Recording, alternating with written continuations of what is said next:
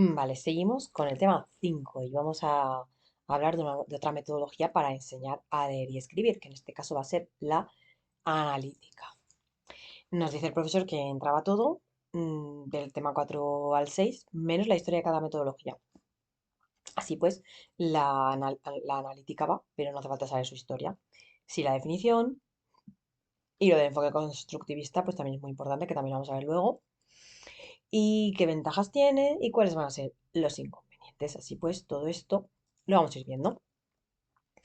Recordemos que esta metodología analítica es también la metodología global y la llamamos top-down, descendente, desde algo superior, como que son unidades con significado, lo que es la palabra, la frase, el texto, hacia las partes, o sea, pasamos de la palabra, frase o texto a cada una de sus partes, que era lo opuesto a la otra metodología, que era la que pasábamos de lo más pequeñito a lo más grande, ¿no? Aquí en cambio vamos de unidades con significado, una palabra, una frase, un texto, a cada una de sus partes. Se la llama también global porque es parte de una presentación global del mensaje de la palabra o de la frase o el texto. El término es debido a De Crowley, porque hasta los niños y las niñas tienen una percepción global de la información y así hay que dársela. Bueno, lo de Crowley no lo voy a decir, si alguien quiere que se lo mire. ¿Y qué fundamentos va a tener este método global o, como hemos dicho, descendente o como dicen en inglés, top-down? Pues este método global, los fundamentos son que hay una prioridad de la función visual sobre la auditiva y sobre la motriz, porque para De Crowley la lectura es eminentemente visual. El oído, o más bien, trastorna la adquisición de las asociaciones visuales, motrices y gráficas. Y esto es algo erróneo, quizá debido a su experiencia con alumnos con dificultades auditivas. La lectura de ideas es mental o ideovisual y es un recurso semántico para captar las ideas, la significación antes que los mecanismos de la lectura. Se le da el valor de la lectura silenciosa y la individualización.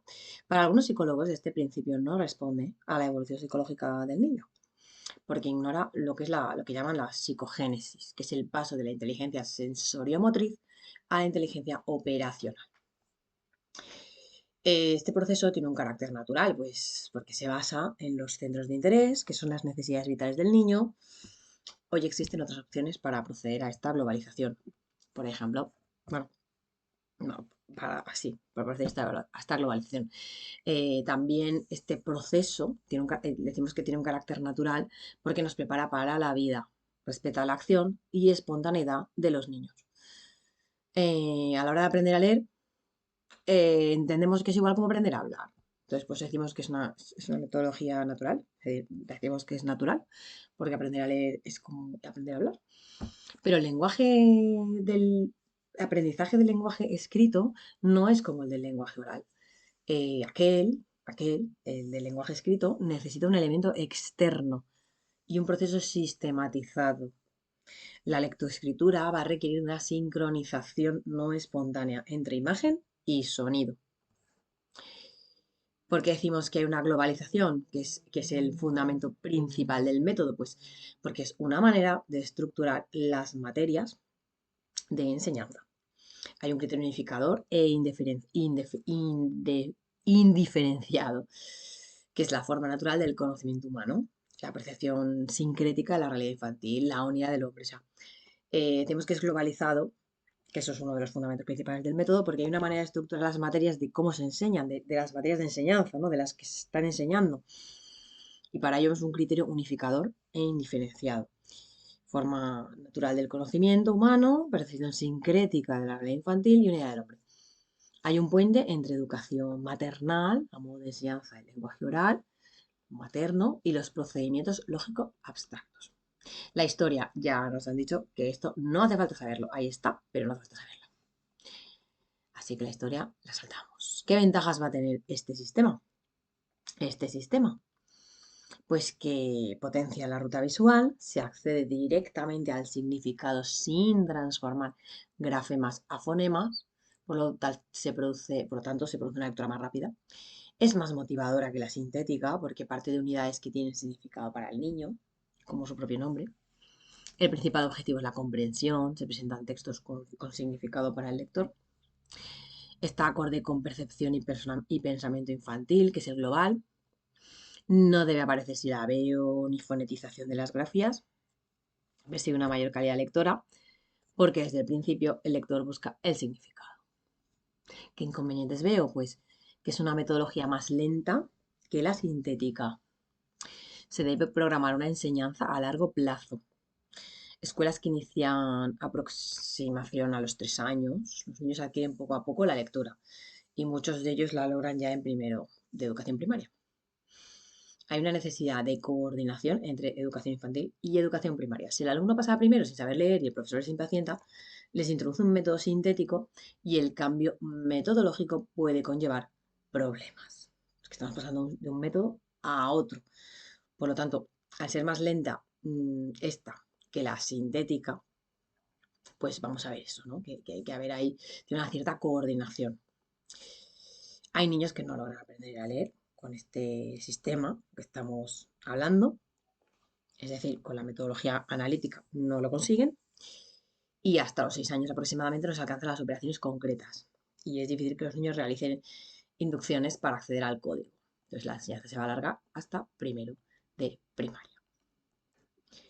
Cuando hablábamos de esta metodología analítica, que es la que estamos viendo en este tema, vemos aquí claramente en negro que pone enfoque constructivista y principios, representantes y estadios. Así que vamos a pasar a ver exactamente qué es esta metodología, este enfoque constructivista. Constructivismo y lectoescritura. Hay una posición epistemológica, que es la importancia de la actividad mental de una persona a la hora de adquirir sus conocimientos. El niño ha de ser el protagonista de su aprendizaje y el profesor ha de ser el mediador entre este conocimiento y entre el niño. Entonces la posición epistemológica sería eso, ¿no? La importancia de esta actividad mental en una persona, de la actividad mental de una persona en la adquisición de sus conocimientos. El niño protagonista, el profesor el mediador. La construcción del conocimiento da origen a la organización psicológica. Se construye la realidad a través de esquemas que están construidos por el sujeto. Estas son las teorías tradicionales y conductistas. El profesor enseña a un alumno pasivo. También hay posición interaccionista, que es el conocimiento como resultado de la acción del sujeto sobre la realidad. Conocimiento determinado por las propiedades del sujeto y la realidad. Entonces esto da importancia a los aspectos afectivos y también da importancia a lo que son los conocimientos previos y de información que llega desde fuera. Después decimos que es una posición interaccionista. La construcción del conocimiento está dando origen a la organización psicológica y hay una posición de interacción.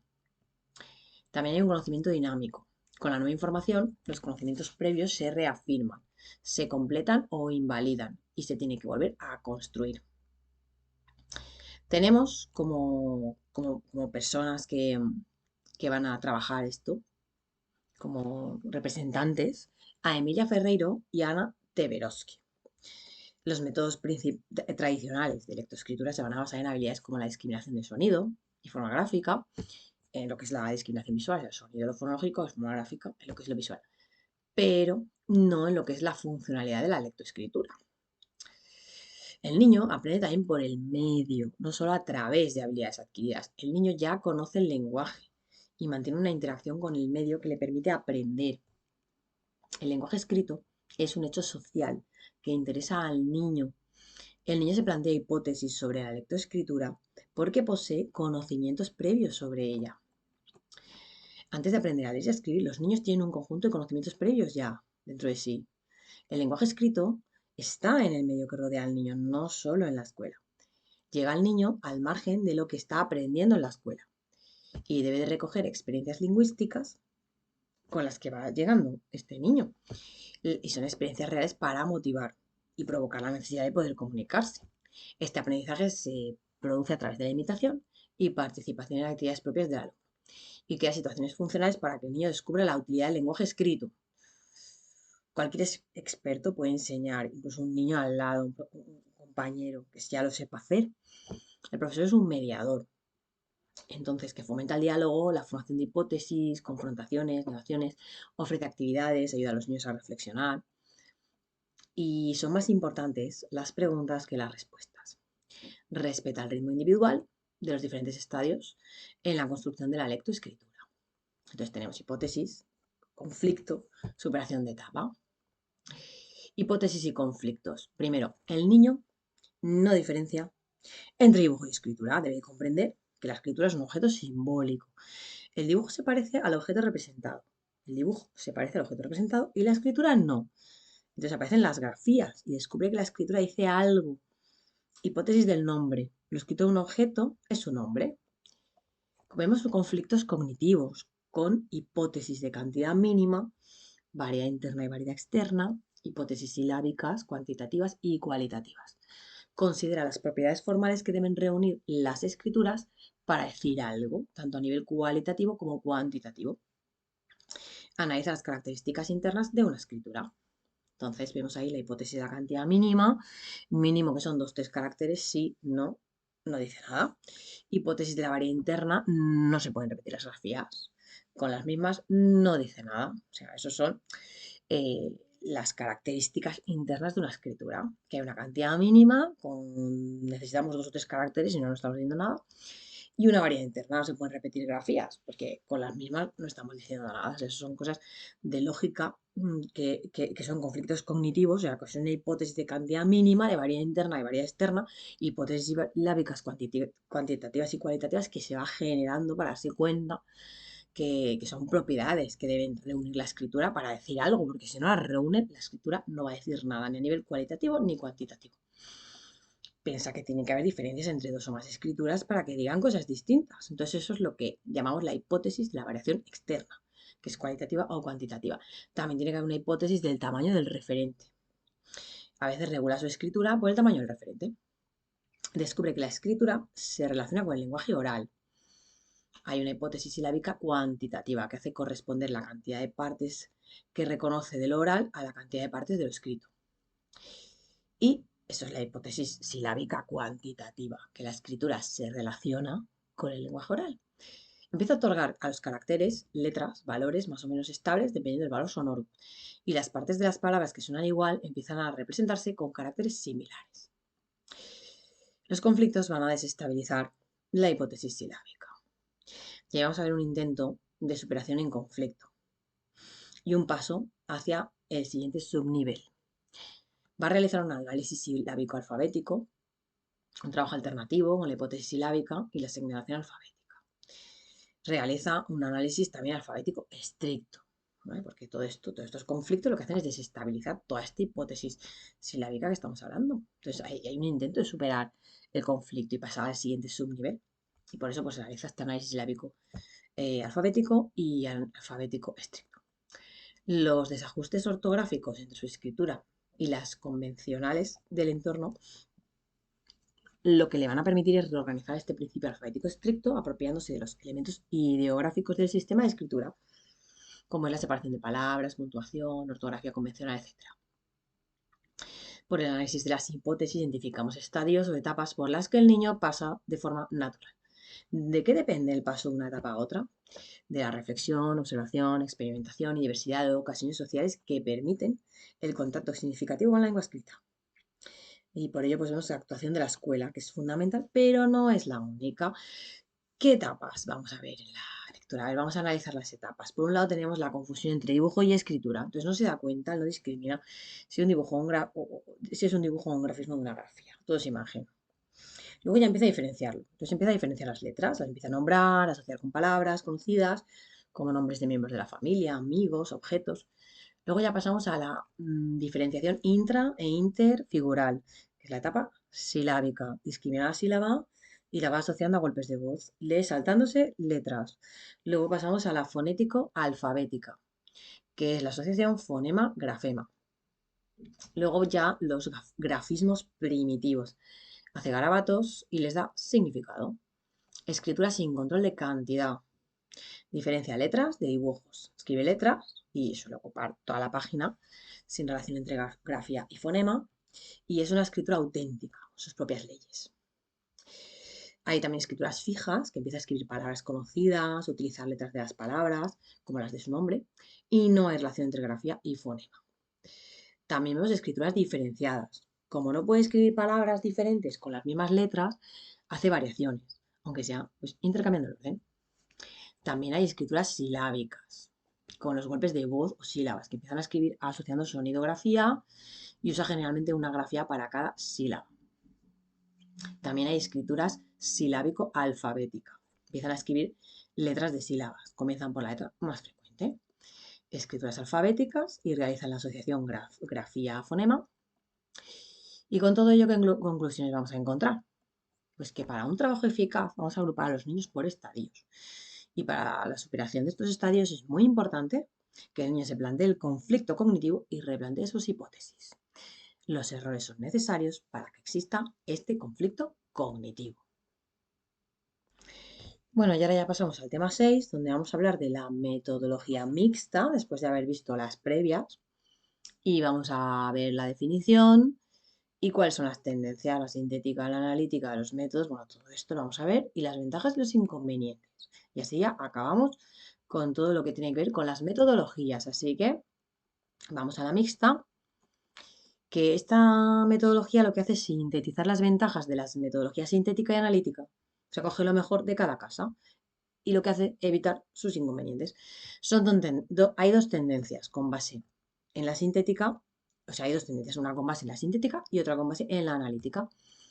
Los métodos mixtos van a aparecer alrededor de los años 20 y son más utilizados en los últimos años en España. ¿Qué definición tenemos para ver lo que es este método? Pues se trata de seleccionar palabras, sentencias y pasajes sencillos, cuidadosamente graduados, que los niños analizan, comparan y sintetizan de forma más o menos simultánea desde el principio y en tal forma que se familiarizan con los elementos del idioma en el orden deseado, mientras aprenden el mecanismo de lectura. Esto es lo que dice el informe de la Oficina Internacional de Educación de Ginebra. El niño realiza los dos procesos cognitivos, el análisis y la síntesis. Hay que combinar desde el principio estos dos procesos. Existen muchos métodos, desde los que inician con un cuento a los que parten de la presentación ilustrada de una letra. Por ejemplo, si la metodología sintética es positivo pero no significativo aprender el método.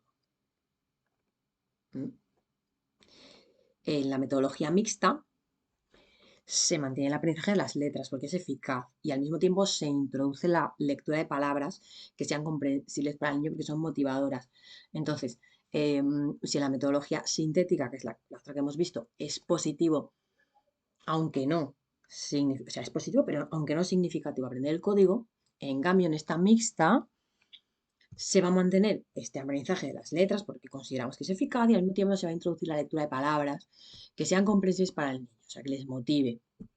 ¿Qué tendencias tenemos en este aspecto? Pues la sintética, la progresión sintética suavizada, vemos que son métodos que parten de las unidades sin significado, como es el fonema, letra, sílaba, y al mismo tiempo presentan palabras y frases con significados para los niños. Por ejemplo, presentamos la letra P y simultáneamente les decimos que lean y escriban Pepe, papá, Pepa. A más letras conocidas, más palabras y frases. Parte del análisis, o sea, se parte del análisis y lo que hacemos es ir hacia la síntesis. Del análisis pasamos a la síntesis. ¿Qué tendencias vemos? Pues vemos la tendencia analítica, en la cual, pues, seguimos viéndolo, ¿no? Hay una progresión analítica suavizada. Aquí veíamos que hay una tendencia sintética dentro de ellos, que era la progresión sintética suavizada, y aquí también vemos una analítica suavizada. Entonces, ¿por qué? Pues porque también son métodos que parten de unidades con significado, como palabra, frase o texto, y al mismo tiempo enseñan a los niños las letras y analizan las palabras, en las palabras, las sílabas. Por ejemplo, una frase en este caso. Antes ya hemos dicho que una letra, con la P, ahora no, una frase. Mañana vamos al zoo. Entonces pedimos al niño que señale todas las letras que hay en la frase y que las escriba. Una vez conocida la letra, se volvería a la frase global. Y aquí se produce un proceso triple, porque de lo global pasamos al análisis y terminamos la síntesis. O sea, pasamos de lo global a la síntesis. Global, análisis y síntesis. Porque vamos de una frase, pues decimos que es analítica, y vamos señalando todas las partes de la misma. En cambio, en la sintética hemos pasado de la P, o sea, del análisis, y vamos hacia la síntesis. Y aquí vamos, también hacemos un poco este recorrido, pero partiendo en vez de una letra, como hacíamos aquí en la sintética, porque ahora estamos usando un fonema, una letra, una sílaba, y de ahí vamos presentando frases y palabras. Aquí no. Aquí lo que hacemos es, partimos de una frase y de esta frase pues ya acabamos sintetizando, pues vamos a analizar cada una de sus partes. ¿Qué ventajas va a encontrar esta metodología? Esta metodología mixta pues que va a reunir las ventajas de las dos principales metodologías, porque va a partir de una comprensión y conocimiento del código escrito y de la mecánica. Nos va a permitir acercarnos al proceso en el que el niño tenga más facilidad, que el proceso en el que el niño tenga más fácil, y va a permitir hacer muchas variaciones, y por eso van a existir muchos métodos. Los principales autores que han estudiado este tema de la lectura, que son partidarios de esta metodología mixta, van a ser de Crowley, que se considera padre del método global, pero fue crítico con este método y realizó experiencias con la metodología mixta. O sea, él, a De Crowley siempre lo hemos hablado antes y hablamos o sea, hablamos de él pensando en el método global, pero realizó experiencias con la mixta. Y entonces se considera que es cierto partidario. Y Nizan, que analizó las ventajas del análisis y síntesis de aprendizaje de la lectura, Lebrero y Lebrero y Gallego. ¿Qué inconvenientes vamos a encontrar en la mixta? Pues más en sí en sus métodos que en otra cosa, porque ningún método es perfecto y todos van a tener ventajas e inconvenientes, todos ellos. Entonces, ¿cuál es nuestro punto de vista? Pues que la línea actual metodológica es correcta y lo que es muy importante es cómo se llevan a la práctica los métodos. Ese es el punto de vista que la línea actual metodológica es correcta, de la mixta, pero que es muy importante, y lo que es muy importante es cómo se van a poner en práctica estos métodos. Bueno, y hasta aquí acabamos ya con las metodologías.